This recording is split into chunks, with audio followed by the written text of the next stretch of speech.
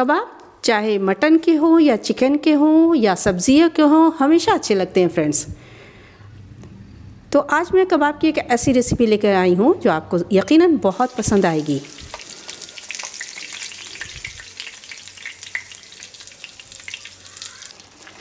Hello friends, आज हम बनाने जा रहे हैं अपने किचन में नरगिसी चिकन कबाब।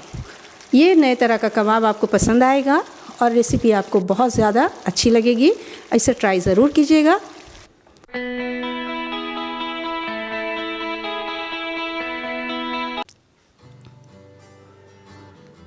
तो रेसिपी शुरू कर लेते हैं अल्लाह का नाम लेते हुए, जो बड़ा ही मेहरबान और निहायत रहम वाला है। तो हमने लिया है चिकन बोनलेस, 500 ग्राम हमने चिकन बोनलेस लिया है। और कुछ मसाले ले लेंगे। हमने लिया है 2 टेबल स्पून खसखस या पोस्ता दाना या खसखस जो हिंदी में बोलते हैं। 2 टेबल स्पून हमने लिया है नारियल का बुरादा या डेसिकेटेड कोकोनट। और 2 टेबल स्पून ही हमने चने लिए थे भुने हुए, जिसे हमने ग्राइंड करके पाउडर बना लिया है। अब एक प्याज को उसी जार में डालेंगे, पाउडर निकाल के अलग रख लेते हैं और प्याज का पेस्ट बना के अलग रख लेते हैं। अब एक पैन को गरम करेंगे। पैन गरम करके हम उसमें डाल देंगे 200 ml ऑयल। आप अपनी पसंद का जो तेल यूज़ करते हैं वो डाल दीजिए। अब इसमें हमने 3 बड़े प्याज को पतले पतले स्लाइस कर लिए हैं, बारीक स्लाइस करके। अब इसे हम गोल्डन होने तक फ्राई करेंगे। कलर बहुत ज़्यादा नहीं होना है, हमें इसका ध्यान रखना है। तो बस गोल्डन कलर आ चुका है, बहुत प्यारा सा। अब हम प्याज को निकाल लेंगे, क्योंकि आगे के प्रोसेस में भी प्याज अपने तेल में या अपनी हीट में पकते रहते हैं। तो बस इतने ही कलर दीजिएगा फ्रेंड्स। अब हम क्या करेंगे कि एक चॉपर लेंगे और उसमें एक प्याज को डालेंगे, 2 हरी मिर्चें भी डाल देंगे। और वो जो हमने प्याज फ्राई किया था ना, तो उसके आधे प्याज को हम चॉपर में डाल देंगे और आधे को रख देंगे, जो आगे यूज़ आएगा हमारी रेसिपी में, वो आगे आप देखिएगा वीडियो में। तो आधे प्याज को हम डाल देते हैं, यानी कि आधे फ्राई किए हुए प्याज को, और इसे चॉप कर लेंगे। ये मोटा मोटा सा हमें बस चॉप कर लेना है, 1 मिनट से ज़्यादा नहीं लगेंगे इसमें। तो फिर उसी जार में, यानी कि प्याज वगैरह जिसमें हमने चॉप किए हैं, डाल देंगे चिकन। आधा चम्मच लाल मिर्च पाउडर, आधा चम्मच हल्दी पाउडर और 1 चम्मच ज़ीरा पाउडर, 1 चम्मच गरम मसाला पाउडर, 1 बड़ा चम्मच डाल देंगे हम घी का, क्योंकि चिकन में फ़ैट नहीं होता है ना, तो थोड़ा हम घी यूज़ करेंगे इसमें। आप चाहें तो बटर भी यूज़ कर सकते हैं। और फिर नमक डालेंगे अपने टेस्ट के अकॉर्डिंग। और ये जो चने का पेस्ट हमने चने का पाउडर बनाया था ना, वो भी डाल देंगे। और अब हम चॉप करेंगे चिकन के कोई इतना कि ये बहुत स्मूथ सा कीमा बन जाए। ये देखिए हमारे स्मूथ सा चिकन का कीमा तैयार है। इसको एक बाउल में निकाल लेते हैं। थोड़ी सी धनिया की पत्ती चॉप करके मिलाएंगे।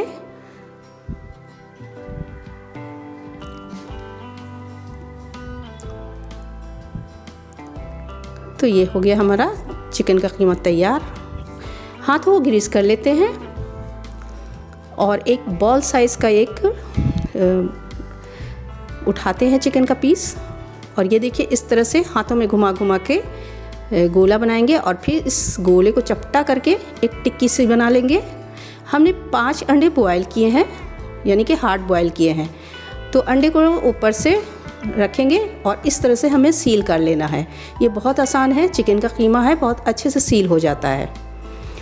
तो जब तक मैं ये कोट कर रही हूँ, आप अगर हमारे इंस्टाग्राम या हमारे फेसबुक पेज को फॉलो नहीं किया है तो जल्दी से फॉलो कर लीजिए। और अगर रेसिपी अच्छी लग रही हो, ये वीडियो अच्छा लग रहा हो, तो एक लाइक भी दे दीजिए। ये देखिए 1 अंडा को हमने कोट कर लिया है कीमा में। तो इसी तरह सारे अंडों को कोट कर लेते हैं। अब थोड़ा सा कीमा हमारे पास बच रहा है और हमने 5 अंडे लिए थे। अगर मैं 6 अंडे उबालती ना, तो ये 6 भी उसमें हो जाते। तो अब क्या करेंगे, बचे हुए कीमा का मैं ऐसे सादे कोफ्ते बना ले रही हूँ, यानी कि बिना अंडा स्टफ़ किए हुए ये सादे ही कोफ्ते मैं बना ले रही हूँ।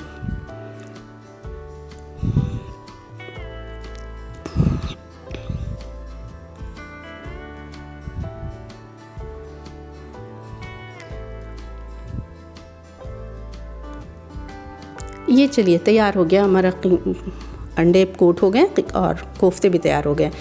अब जो प्याज तलने के बाद ऑयल बचा था ना, उसी ऑयल में हम अपने कबाबों को तल लेंगे सुनहरा होने तक। तो जब तक कबाब तल रहे हैं, आप जल्दी से हमारे चैनल पे विज़िट कर लीजिए और कबाबों की कई रेसिपी आपको यहाँ पे मिल जाएगी, आप उसे भी ज़रूर देख लीजिएगा। तो ये अंडे सुनहरे हो गए हैं, यानी कि कोफ्ते सुनहरे हो गए हैं, तो इतना ही सा हमें तलना है और इसे निकाल लेते हैं। बाकी के कोफ्ते भी इसी तरह तल के निकालते हैं। अब जो तेल बचा था हमारा अंडे तलने के बाद, उसका आधा क्वांटिटी कढ़ाई में डालते हैं, यानी कि ये तकरीबन होगा 100 ml। अब लिए खड़े मसाले हमने दालचीनी, ज़ीरा, काली मिर्च लिए हैं, 2 हरी इलायची और 2-3 लौंगे ली हैं। तो कढ़ाई में तेल गरम हो रहा है तो उसमें हम डाल देते हैं खड़े मसाले को और 1 बड़ा चम्मच डालते हैं लहसुन अदरक का पेस्ट। थोड़ा सा भून लेंगे, ज़रा सा पानी भी डाल के भूनेंगे 1-2 मिनट, क्योंकि कच्चापन निकल जाए लहसुन अदरक का। और अब जो प्याज का पेस्ट हमने बना के रखा था ना, उसे भी डाल देना है और प्याज और लहसुन को हमें भूनना है। इसे भूनने में 2 से 3 मिनट लगेंगे। साथ ही हम कुछ सूखे मसाले डालेंगे। 2-3 बड़े चम्मच डालेंगे हम धनिया पाउडर, आधा चम्मच डालेंगे हल्दी पाउडर, 1 चम्मच कश्मीरी मिर्च पाउडर और 1 चम्मच डालेंगे आधा चम्मच डालेंगे लाल मिर्च पाउडर। तो लाल मिर्च पाउडर आप जितना खाते हैं अपने टेस्ट के अकॉर्डिंग बढ़ा भी सकते हैं, कम भी डाल सकते हैं। मसालों को डाल के हमें भूनना है। अब बड़ी अच्छी सी खुशबू आने लगी है मसाले डालने के बाद से। ये देखिए कलर कितना अच्छा लग रहा है, बहुत खुशनुमा सा। और अब उसमें हम डाल देंगे अपने टेस्ट के अकॉर्डिंग नमक, थोड़ा सा पानी डालेंगे। अभी हम 2 मिनट तक इसे पकाएंगे।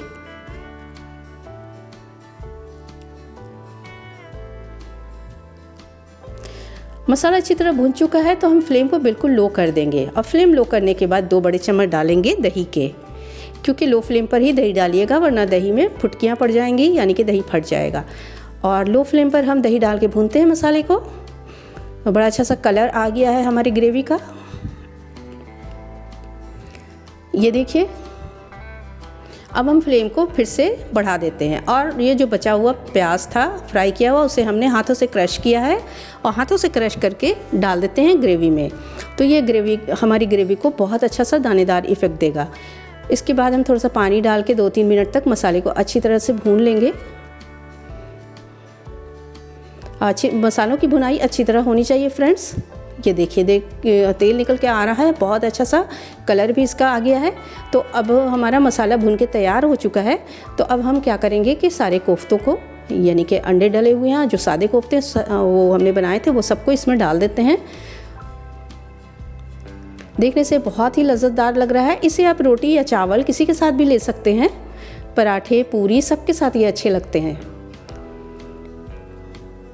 अब हम इसमें डाल देंगे तकरीबन 1 गिलास पानी और इसे ढक करके 10 मिनट तक पकने देंगे। 10 मिनट के बाद हम खोलते हैं।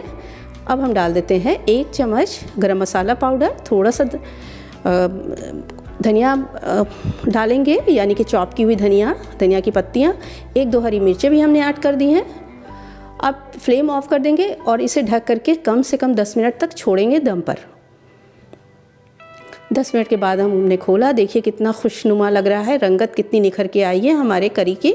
तो हमारा ये बहुत ही मज़ेदार, बहुत ज़्यादा टेम्पटिंग चिकन नरगिसी कोफ्ता बनके तैयार है। ये देखिए मैंने काट के अंदर से भी दिखा दी है, कोटिंग कितनी अच्छी है। इस तरह की रेसिपी मैं लेके आती रहती हूँ। रेसिपी अच्छी लगी हो तो एक लाइक दे दीजिएगा।